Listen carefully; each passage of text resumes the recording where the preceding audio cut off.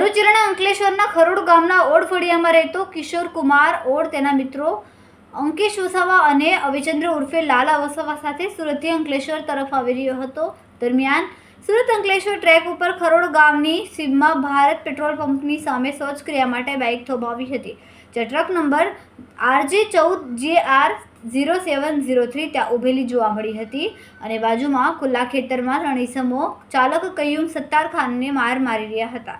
તે જોતા આ ત્રણેય યુવાનો ટ્રક ચાલકને બચાવવા માટે વચ્ચે પડતા લૂંટારુઓએ અવિચંદ વસાવા પર પથ્થર અને ઘાતક હથિયારો વડે હુમલો કર્યો હતો, જ્યાં ચાલકને પણ મારા મારી 2 મોબાઈલ અને રોકડ મળીને કુલ 14,000થી વધુના મુદ્દામાલની લૂંટ ચલાવીને ફરાર થઈ ગયા હતા.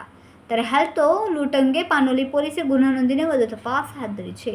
અહીં ઉલ્લેખનીય છે કે અંકલેશ્વર હાઈવે ઉપર ભૂતકાળમાં પણ શૌચક્રિયા માટે વાહનો ઊભા રાખનાર ચાલકો લૂંટાયા હોવાની ઘટનાઓ બની હતી. रिपोर्टर रवि सैयद, तहलका न्यूज़, अंकलेश्वर। मेरा नाम है कयूम शाह, जयपुर का मैं रहने वाला हूँ। गाड़ी चलाता हूँ मैं ट्रक। रात को मैं गुजराती होटल के पास में खाना खा के चला, गुजराती होटल से 3 से 10 किलोमीटर आगे औसंबा में, वहाँ से मैं खाना खा के चला। एक बंदा मेरे को हाथ दिया, बोला मेरा आगे गाड़ी ख़राब हो गया। मैंने उसको बैठाया, आगे ले जाके वो मेरे पास मेरे चक्कू वक्कू लगाया और मेरे को मारपीट की खेत में ले जाके। और मेरे को एक बचाने के लिए आया था एक बेचारा बाइक वाला, उसको भी बहुत मारा उन्होंने।